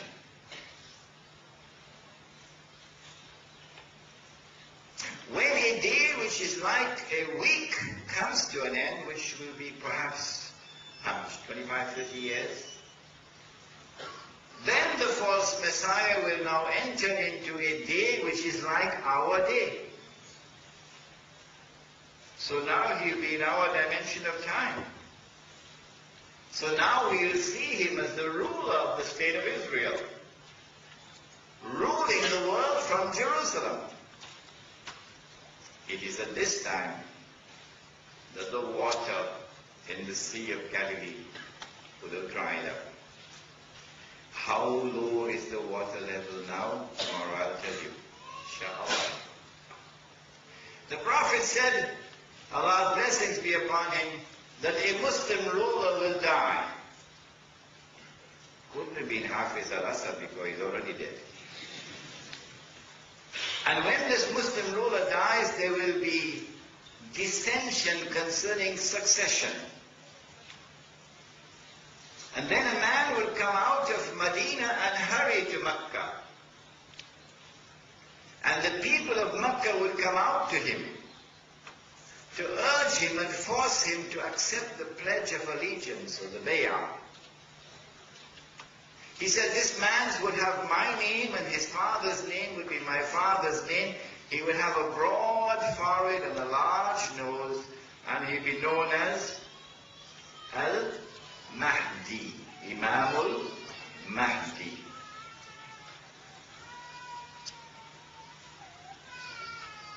In order for the people of Mecca to come out to him, he had to be a well-known person. Mecca has always been a Sunni city. Mecca has never been a Shia city. And so it is impossible for us to hold the view that the Mahdi, when he comes to Mecca, would be a Shia personality. Mecca would not accept a Shia as their Amir or Imam or Khalifa. When the Mahdi accepts the bay'ah, then he is attacked by an army from Sham, Syria. The Prophet said that when an army crosses Medina going down south to Mecca, the earth is going to open and swallow that army. This is one of the 10 major signs of the last day. When that happens, then you can no longer deny this is the Mahdi. We will now wait to see what Iran does. Those who accept him as the Mahdi are our brothers.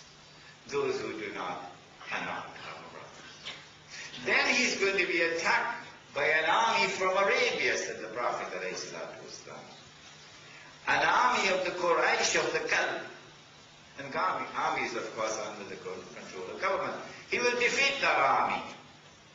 And when he defeats that army, then the Arabian Peninsula would have been liberated and Darul Islam would have been restored. When Darul Islam is restored, it means that Allah's sovereignty is now recognized. Allah's authority is recognized as the supreme authority, not the Charter of the United Nations Organization. Allah's law is now recognized as the supreme law, not resolutions of the Security Council. And so Darul Islam has been restored. Islam is now re-emerging as a potent force in the world. That's around the corner. It's coming. This constitutes the most potent of all threats to the state of Israel. when the Islamic revolution comes to Arabia, the heartland of Islam. And so Dajjal has to do something. And so he attacks the Mahdi. The Prophet said, alayhi salatu wasalam, he's not going to be using tanks for his attack. The Prophet said he's going to come from the east. He pointed his fingers to the east 20 times. He's going to attack from the east. How will he attack? Dajjal is going to ride on a donkey. The donkey will travel as fast as the clouds. The donkey will have his ears stretched out wide. I traveled on that donkey to go to Hong Kong last week.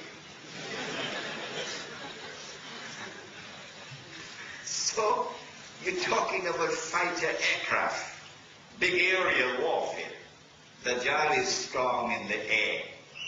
He has command of the skies. He has his fighter aircraft. He has his helicopter gunships and so on. But when Dajjal attacks, the angels will defend Makkah and Medina, and Sahih Muslim says that the attack will be diverted to Damascus. And then the Prophet ﷺ has described in some detail what is now going to happen. It is reminiscent of what happened over there by the Red Sea. When Moses alayhi salam and Banu Israel, it was seen were cornered. No way out. They were between the devil and the deep blue sea, remember? And at the last moment Allah intervened. Similarly, history repeats itself one more time. When the whole world believes that Islam is a spent force, when the whole world believes that the moment has come finally and at last to finish with Islam, it is at this moment. Dajjal is outside the masjid, says the Prophet ﷺ, followed by 70,000 Jews from Isfahan, which means that the state of Israel, power in the state of Israel will move from the European Jews to the Jews of the Arab world. That transfer of power has already started. Dajjal is outside, followed by 70,000 Jews from Isfahan wearing the Jewish shorts. And the Imam is inside the masjid, and the masjid is barricaded because Israel has invaded Syria. It's at this time when the Salat is about to take place, this last moment that Allah intervenes. And the true Messiah comes down with his hands resting on the wings of two angels. And Jesus comes down in the masjid. And when the Imam sees the son of Mary, he will say what John the Baptist said before. History repeats itself. He will say, here he is, this is the son of Mary. Positive identification. Mirza Ghulam Ahmad, heard about it? He said, I am the fulfillment of that prophecy about the return of the true Messiah.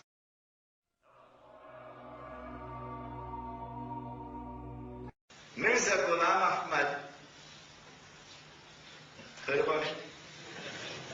He said, I am the fulfillment of that prophecy about the return of the true Messiah. But he had a big problem. His problem is that the Messiah who is coming is the son of Mary, and he happened to be the son of a Punjabi woman.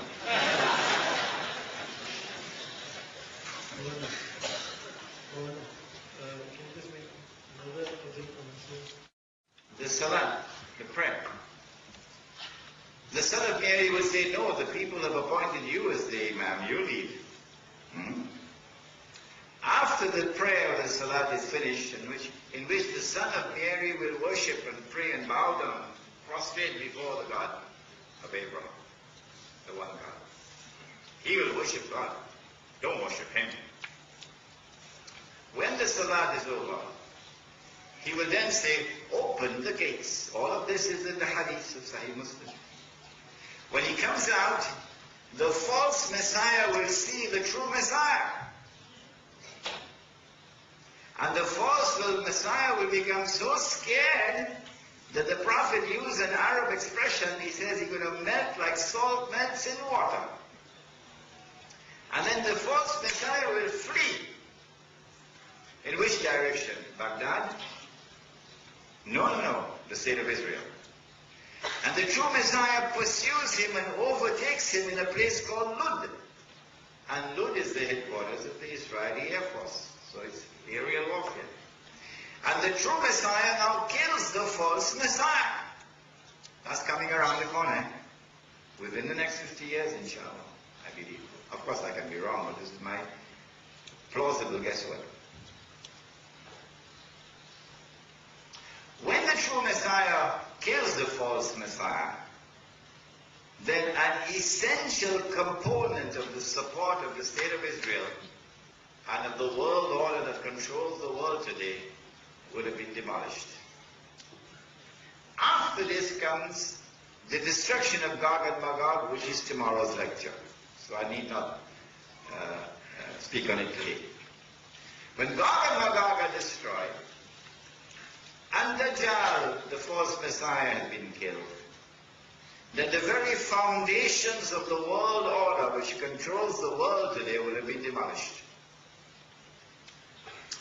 My suspicion is that the world of modern technology will also come to a halt at that time. At this time, said the Prophet ﷺ, I'm going to quote two ahadith now, but do please remember, these words are not coming from me. They are not my words. These are the words of the Prophet Muhammad ﷺ.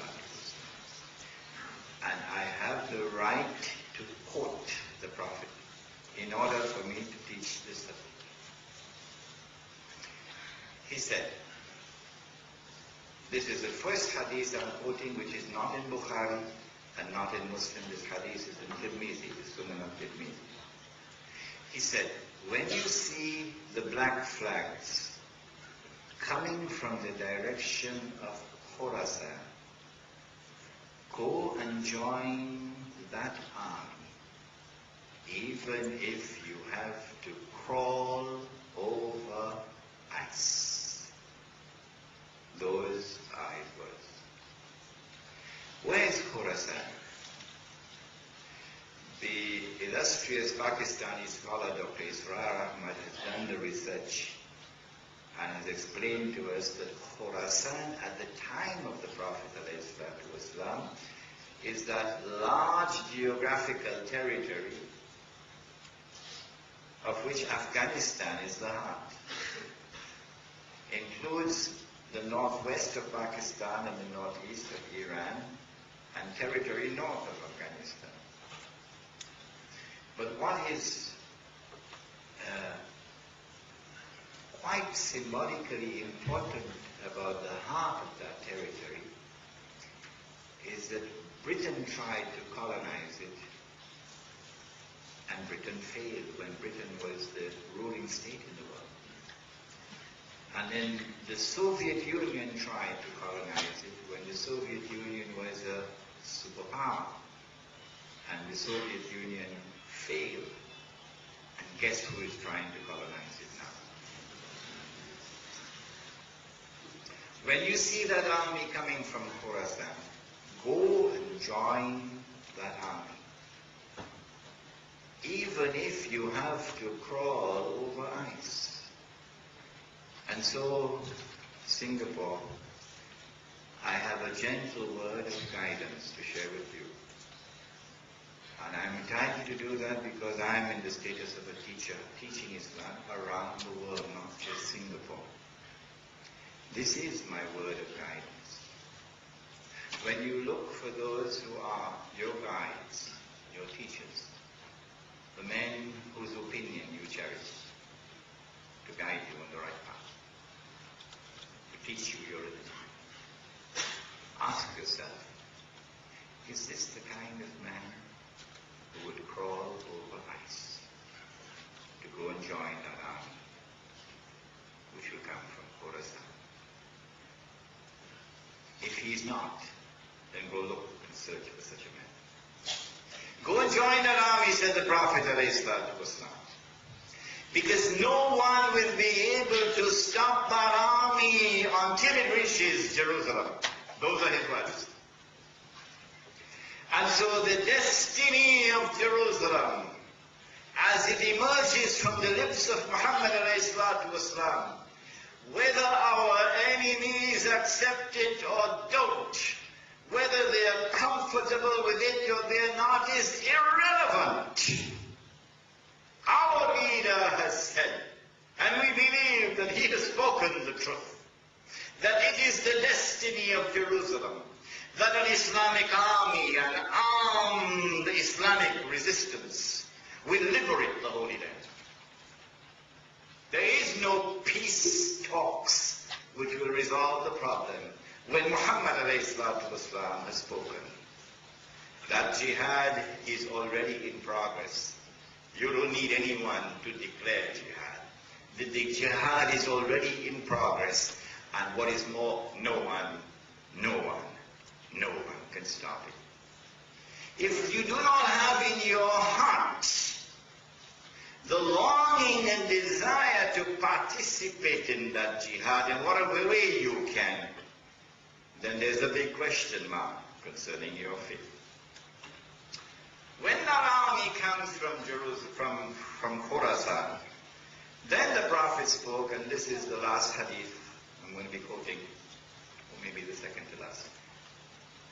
He said, now, this hadith is in Sahih Bukhari. It is also in Sahih Muslim. It is therefore muttafaqun alayh. It is the strongest, most authentic possible statement of Muhammad ﷺ. These are his words. Do not say that they are mine. They are his words. He said, لَتُقَاتِلُنَّ الْيَهُودِ. You will most surely fight the Jews. That's already happened. وَلَتَقْتُلُنَّهُمْ. And you will most certainly kill them, meaning you will be victorious. حَتَّى يَقُولُ الْحَجَرُ. At that time, the stones will speak. يَا Muslim, O Muslim, هَذَا يَهُودِيٌّ وَرَائِي. There's a Jew hiding behind me. فَتَعَالَى فَقْتُلْ. So come and kill him. This will result in the liberation of the Holy Land and the destruction of the state of Israel. And then the Islamic state of Israel, the one of Dawood alayhi salam and Sulaiman alayhi salam, that will now replace it in the Holy Land. And so Islam will become the ruling state in the world. And the true Messiah will now rule the world from Jerusalem, with a rule which will be eternal.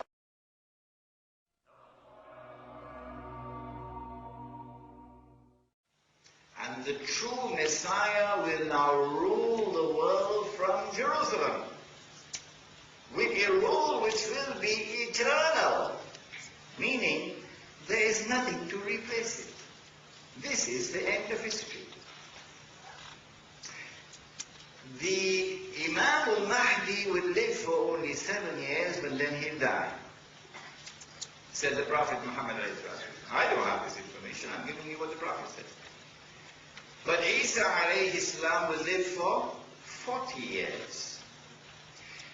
The Prophet said that Jesus alayhi salam will get married.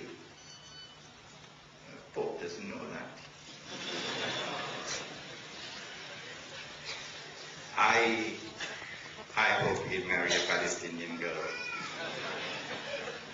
Yes. And he will have children. Yes. And then he will die. Yes. So don't worship him, because he's going to die. Worship the God who never dies. And then said the Prophet Muhammad ﷺ, he's going to be buried next to me in Medina. This would be the end of the story of Jerusalem in the Quran. What follows after this is the last part of the last stage of history. We don't know how long it will last. Nobody knows, only Allah knows. But at the end of that, Allah is going to bring the world to an end. But at this time,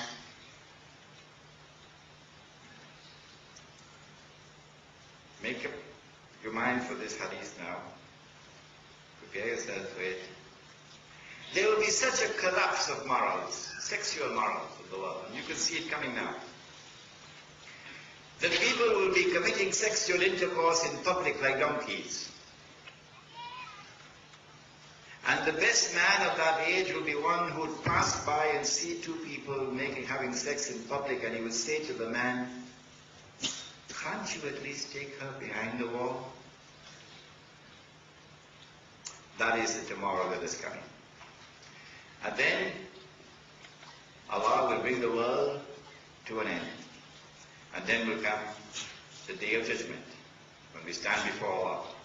And then all that is spoken in the Quran, and we have quoted in this book, all of these things will now be seen with the eyes which can no longer be denied. This has been Jerusalem in the Quran, and I've taken exactly 2 hours. Before I end, let me commend that you read this book, because the entire lecture is in here. I could not give you the whole lecture. And one final word, my teacher who trained me, Maulana Fadlur Rahman Ansari, was also trained by Maulana Abdul Alim Siddiqui, rahimahullah. Maulana Abdul Alim Siddiqui visited Singapore something like 26 times in the 1920s and 1930s. And I heard the story of how this masjid was established. And Maulana Fadlur Rahman Ansari, who was my teacher, he lived in Singapore in 1935 for 1 year. He wrote this book, which is now available outside, The Quranic Foundations and Structure of Muslim Society. If we are to establish Islam today, then this, I suggest to you, is the manual, the handbook, the guide we should follow, in order that the Quran may be the means through which we can establish Islam today. I hope and pray that you would support Masjid Abdul Alim Siddiqui in the effort to try to raise the funds needed to reconstruct the masjid. I will also put my hand in my pocket to give whatever I can, and I hope that you will also do the same. ربنا تقبل منا إنك أنت السميع العليم وتب علينا يا مولانا إنك أنت التواب الرحيم برحمتك يا أرحم الراحمين.